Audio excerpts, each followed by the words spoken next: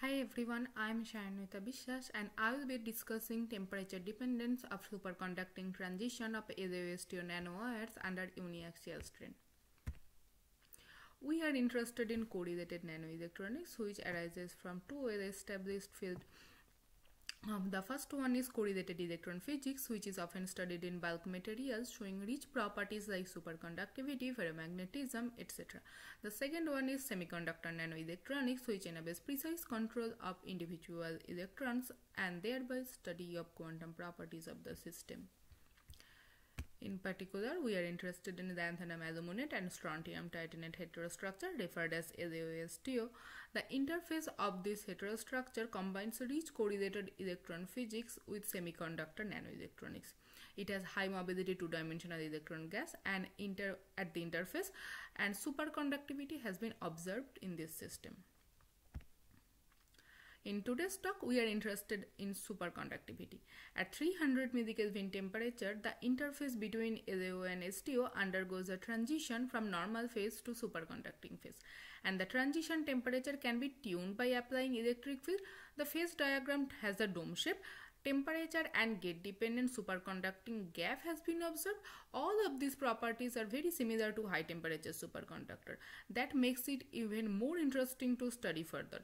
Recently, Pai et al. Showed that electron pairing and superconductivity exist at the conductive channel edges.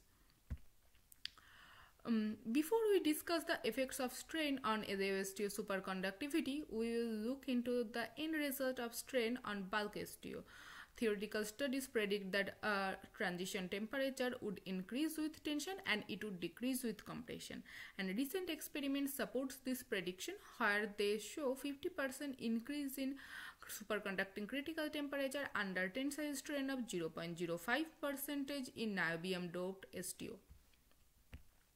This is our experimental setup. We use conductive AFM lithography technique to draw our nanowire device, and we use a strain cell to apply uniaxial strain on our system, and we cool down our sample to millikelvin temperature using a dilution refrigerator. And this is the vector magnet that we use to apply magnetic field on the device we make on this our sample. In this discussion, I will provide a brief overview of conductive AFM lithography technique that we use to pattern the interface. Initially, we begin with an insulating interface made of LaO₃ and establish electrical contacts at the interface. Next, we utilize a conductive AFM tip and apply positive voltage while moving it across the surface. This action results in the deposition of protons, which attracts electron at the interface, creating narrow conductive channels and which can be as small as 2 nanometer. Conversely, we can apply negative voltage to the tip to create to erase these conductive channels, and we can also create barrier this way. We use razor-bill CS100 strain cell to apply strain to our system. This cell functions through 3 piezo stacks which are connected to a washer holding our sample with screws. By applying a positive voltage, the outer piezo stacks extend while the inner stack contracts, resulting in tensile strain on the sample. We measure the global strain through the relative movement of these 3 stacks, but local strain may differ. We did this experiment in 2 different samples. Sample A demonstrates non-hysteretic response, which I will be discussing first. We make 3 devices here. One horizontal nanowire that we call H1, 5 horizontal nanowire that we will call H5, and 5 vertical nanowire that we call V5, and strain is in the horizontal direction. Presented here are the resistance plots for our 3 devices when we apply the strain from compression to tension. We observe that strain effects differ between H5 and V5 devices.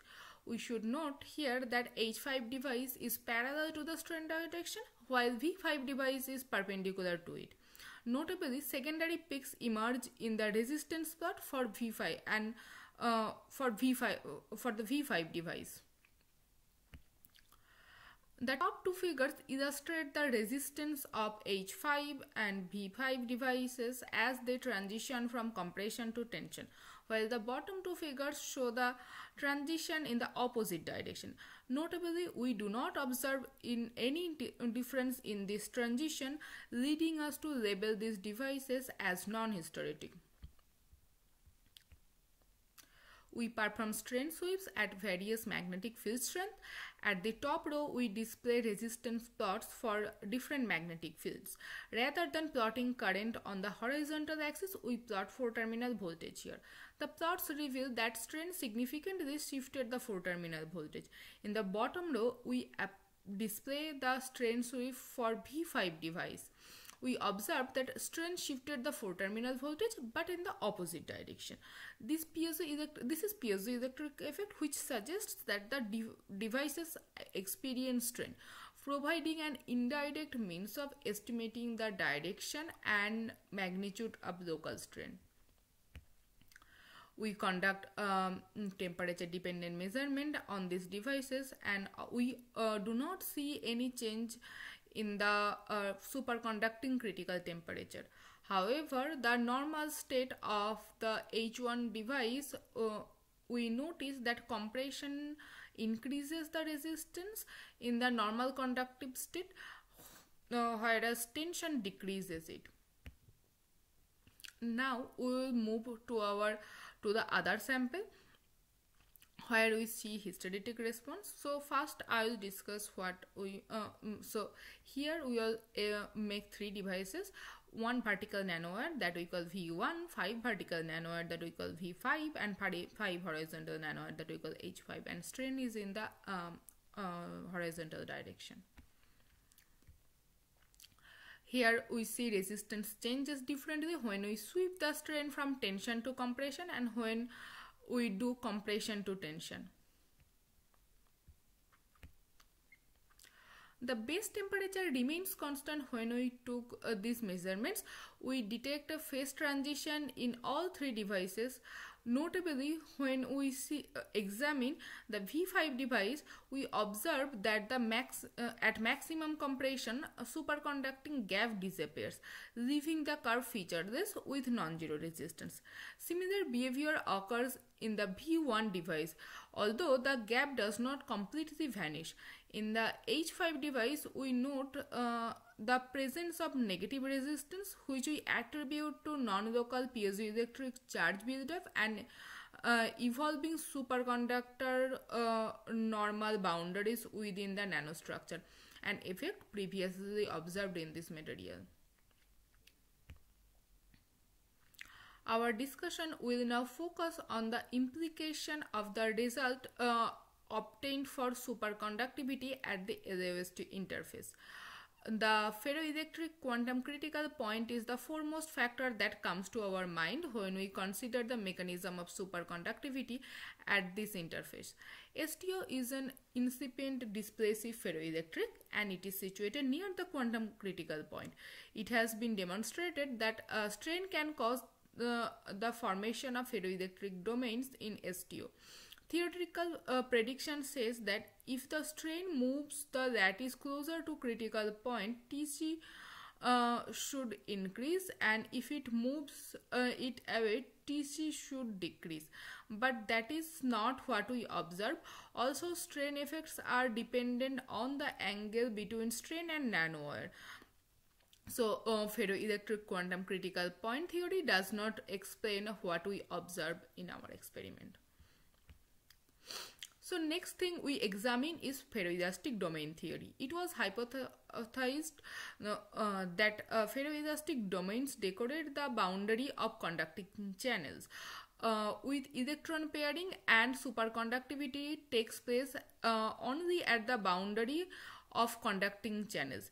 In this picture, G domains are conductive and X and Y domains are insulating, and the boundaries of conductive regions coincide with ferroelastic domain walls. In the zero stress equilibrium configuration, G domains are occupied with electrons and all of the X and Y domains are unoccupied, so that the ferroelastic domain wall coincides with conducting insulating boundary. As the channel is subject to compressive strain, the XG or YG ferroelastic domain walls are pushed outward, so the domain boundaries will fall into the underdoped regions, resulting in suppression of superconductivity, and this agrees with our experimental result. When the strain is applied in parallel to the nanowire direction, it does not move the ferroelastic domain boundaries in the same way. So we see different results for strain applied to the nanowire in parallel and for strain applied in perpendicular direction to the nanowire. So ferroelastic domain hypothesis explains all the important features that we observed in our experiments. Thank you for your attention.